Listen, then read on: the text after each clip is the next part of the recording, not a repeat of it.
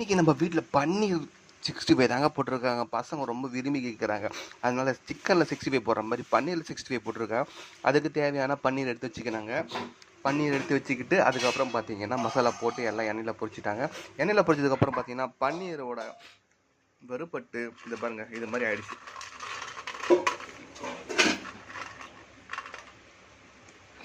நீங்களும் இதே மாதிரி உங்கள் கிட்ஸுக்கு செஞ்சு கொடுங்க, ரொம்ப விரும்பி சாப்பிடுவாங்க. பன்னீரும் நல்லது. இதே மாதிரி மறக்காமல் லைக் பண்ணுங்கள், ஷேர் பண்ணுங்கள், சப்ஸ்கிரைப் பண்ணுங்கள். நெக்ஸ்ட் வீடியோவில் பார்க்கலாம். பாய்.